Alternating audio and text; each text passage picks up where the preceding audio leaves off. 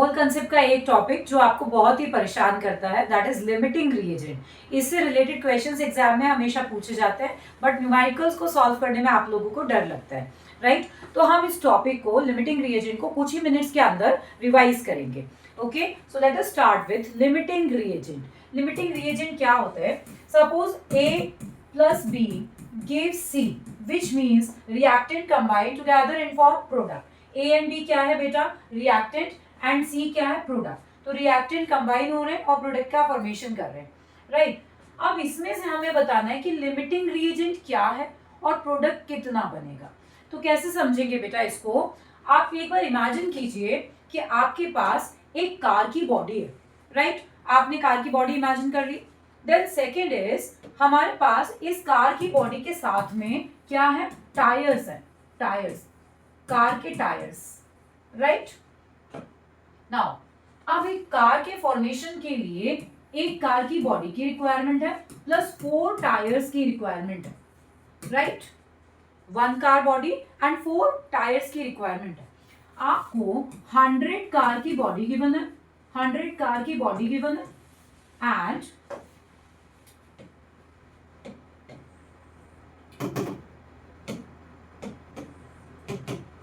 100 tyres given है, 100 tyre given है, right?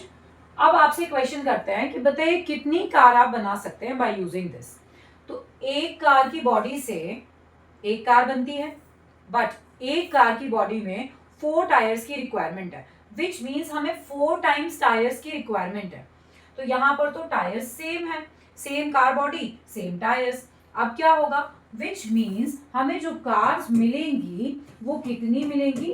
25। तो मैं आपसे क्वेश्चन करती हूँ कि बेटा आपने ये कैसे बनाया, आपको कैसे पता कि 25 कार्स बनेंगी? तो आप कहेंगे मैम एक बेसिक सा क्वेश्चन है, 100 डिवाइडेड बाय 4 कर दीजिए, 25 कार्स का फॉर्मेशन हो जाएगा, राइट? तो आपने बेसिक मैथमेटिक्स का यूज करके 100 डिवाइडेड बाय 4 कर दिया, विच मीन्स 25 कार्स का फॉर्मेशन हो गया। तो यहाँ पर जो टायर्स हैं वो क्या है? लिमिटिंग रिएजेंट है, वो रिएक्शन को लिमिट कर रहे हैं, विच मीन्स कार के फॉर्मेशन को लिमिट कर रहे हैं। उसकी वजह से हम और एक्स्ट्रा कार्स नहीं बना सकते, ओके? तो जो भी रिएक्टेंट रिएक्शन में कम क्वांटिटी में प्रेजेंट होता है, विच मीन्स कंप्लीटली कंज्यूम्ड हो जाता है, उसको हम लिमिटिंग रिएजेंट कहते हैं।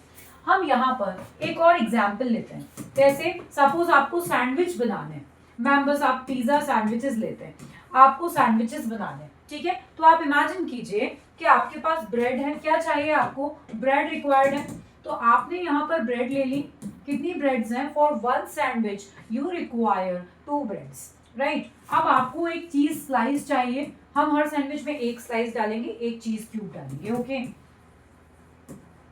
तो आपने क्या किया? आपने एक चीज स्लाइस भी डाला है और एक चीज क्यूब। मैम हम चीटिंग कर लेंगे, हाफ हाफ कर लेंगे। नहीं बेटा, रूल इज कि आपको एक ही चीज स्लाइस डालना है, एक ही चीज क्यूब डालना है। आपके पास क्या है? 2 ब्रेड्स रिक्वायर्ड है फॉर 1 सैंडविच, 1 चीज क्यूब एंड 1 चीज स्लाइस आपको रिक्वायर्ड है for the formation of sandwich. अब मैंने आपसे कहा कि बेटा आपके पास 20 ब्रेड्स हैं, राइट? आपके पास 5 चीज स्लाइस हैं एंड 7 चीज क्यूब है। तो आप मुझे बताइए कि आप कितने सैंडविचेस बना सकते हैं बाय यूजिंग दिस? तो आप कहेंगे मैम हम यहाँ से 5 सैंडविचेस बना सकते हैं, राइट? 5 सैंडविचेस कैसे बनाएंगे? क्योंकि हर सैंडविच में एक चीज स्लाइस रिक्वायर्ड है, सबसे कम क्वांटिटी में चीज स्लाइस यहाँ पर प्रेजेंट है, which means cheese slice completely consumed हो रहा है यहाँ पर। तो इसको हम कहेंगे लिमिटिंग रिएजेंट, ये रिएक्शन को लिमिट कर रहा है, ओके? तो जो एक्स्ट्रा क्वांटिटी में प्रेजेंट होता है उसको हम कहते हैं एक्सेस रिएजेंट, जो रिएक्शन को लिमिट करता है, दैट इज लिमिटिंग रिएजेंट, ठीक है? अब हमारे एक रिएक्शन पर आ जाते हैं हम। A plus B gives C plus C, only C, right? अब मैंने आपसे कहा ये 1 मोल है, 1 मोल कुछ नहीं लिखा हुआ है, इसका मतलब क्या है? 1 मोल। ये भी 1 मोल है, ये भी 1 मोल है। 1 mole of A will react with 1 mole of B and produce 1 mole of C, correct? ये तो एक इजी सी बात होगी, राइट? अब आपसे जो एग्जाम में क्वेश्चन करता है वो किस फॉर्म में करता है ये समझेंगे। अगर आपसे कहा A produce C, A will give C, ठीक है? आपसे पूछा 8 moles of A will produce how many moles or mass of C? बहुत इजी है, आपको कुछ नहीं करना है, आपने क्या करना है, यूनिटरी मेथड अप्लाई कर देना है। 1 मोल से 1 मोल प्रोड्यूस होता है, 8 मोल से 8 मोल प्रोड्यूस होंगे, 5 मोल से 5 मोल प्रोड्यूस होंगे। आपने डायरेक्ट आंसर दे दिया बिकॉज रिएक्टेंट ओनली 1 ही था। ठीक है, तो जब जब रिएक्टेंट सिंगल है कोई प्रॉब्लम नहीं है, बट मोर देन 1 रिएक्टेंट के केस में हम क्या फाइंड करेंगे, हम लिमिटिंग रिएजेंट फाइंड करेंगे। ओके, तो अब मैंने यहाँ पर लिखा A plus B gives C, यहाँ पर मैं लिखती हूँ 2A plus B give C. अब आपको देखकर क्या लग रहा है पता है, यहाँ पर तो 2 मोल्स हैं, here we have 1 मोल और यहाँ पर भी 1 मोल है, तो ये लिमिटिंग रिएजेंट होगा, हम ऐसे फाइंड नहीं करेंगे। अब आपको एग्जाम में क्वेश्चन कैसे पूछेगा, this is the particular reaction, now find the number of moles of C. जब आपके पास A के 4 मोल्स हैं, B के 3 मोल्स हैं, अब बताइए C के कितने मोल्स हैं। अगर आपको ओनली 1 रिएक्टेंट गिवन होता कोई प्रॉब्लम नहीं थी, क्योंकि आपको 2 रिएक्टेंट गिवन है तो आपको लिमिटिंग रिएजेंट फाइंड करना है। ओके, तो अब आप क्या करेंगे, आप यहां से फाइंड करेंगे लिमिटिंग रिएजेंट, विच मींस यहां पर क्या कंप्लीटली कंज्यूम हो रहा है। ओके, अब इसको फाइंड करने के लिए बेटा एक ट्रिक होती है। क्या ट्रिक होती है, वो ट्रिक पहले मैं आपको बता देती हूँ, फिर यूनिटरी मेथड से तो आप कर ही सकते हैं, कोई टेंशन नहीं है। तो आप पहले उस ट्रिक को समझिएगा। सपोज मैंने आपसे कहा 2 moles of A will combine with 1 mole of B। आपने यहाँ पर एक ट्रिक अप्लाई की। क्या ट्रिक अप्लाई की, number of moles of A by stoichiometric coefficient. यहाँ पर कितना है स्टोशियोमेट्रिक कोफिशिएंट 2। A के कितने मोल्स है बेटा, 2 मोल्स यहाँ पर है, राइट।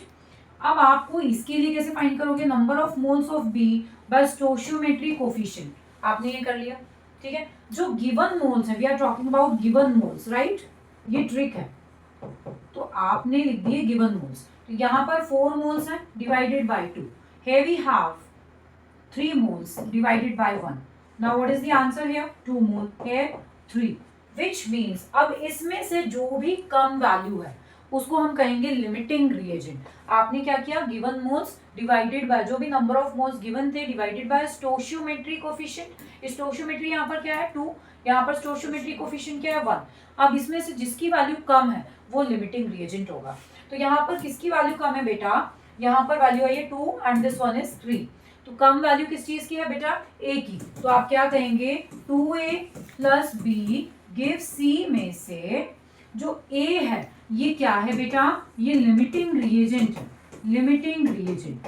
तो पास वाला जो B है वो क्या हो गया बेटा, वो हो गया एक्सेस रिएजेंट। ओके, अब जो लिमिटिंग रिएजेंट है जो कंप्लीटली कंज्यूम हो रहा है रिएक्शन में, वो डिसाइड करेगा product formation, which mean C कितना बन रहा है। अब इसको हम कैसे फाइंड करेंगे, इसको हम फाइंड करेंगे जो भी मोल्स हैं, किस चीज के मोल्स की बात चल रही है यहाँ पर, ये लिमिटिंग रिएजेंट है, इसके मोल्स की बात चल रही है। कितने मोल्स गिवन है, given moles 4 by stoichiometric coefficient 2 is equal to, आपको किसके मोल्स फाइंड करने हैं, C के। तो number of moles of C divided by stoichiometric coefficient आपने लिख दिया, what is the value here 2। तो number of moles of C for this is equal to 2। क्या लिखेंगे 2, number of moles of C कितने आ गए बेटा 2। अब आपको सेम क्वेश्चन क्या है, 2A plus B give C। Moles कितने हैं 4 मोल्स हैं, ये गिवन मोल्स कितने 3 मोल्स। अगर आपको यूनिटरी मेथड से करना है तो आप कैसे करेंगे, आपने किया 2 moles of A will react with, किसके साथ रिएक्ट कर रहे हैं, 1 मोल ऑफ B के साथ में रिएक्ट कर रहे हैं। तो बताइए 4 मोल्स कितने मोल्स के साथ रिएक्ट करेंगे, तो 1/2 into 4 are required for the reaction, right. But हमें गिवन मोल्स कितने हैं 3 मोल्स है, राइट। तो आप क्या करेंगे 3 मोल्स हैं विच मीन्स एक्स्ट्रा है, 3 moles of B are given to you which means B कैसा है, एक्सेस रिएजेंट है, एक्सेस रिएजेंट है, राइट।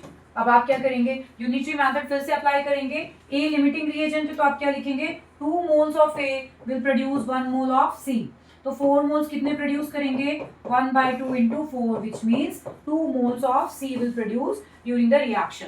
तो आप इस तरह से number of moles unitary method से भी फाइंड कर सकते हैं, आप चाहें तो इस वाली ट्रिक से भी फाइंड कर सकते हैं। ट्रिक में क्या करना है, फॉर्मूला याद करना है। फॉर्मूले में आपने क्या किया, नंबर ऑफ मोल्स जो भी गिवन थे divided by stoichiometric coefficient, number of moles divided by stoichiometric coefficient. दोनों ही केसेस में पहले आप इन दोनों में से लिमिटिंग रिएजेंट फाइंड कर लेंगे। लिमिटिंग रिएजेंट फाइंड करने के बाद में जो भी एक्सेस रिएजेंट है उसको रिमूव कर देंगे। लिमिटिंग रिएजेंट का यूज करके प्रोडक्ट फॉर्मेशन चेक कर लेंगे। ओके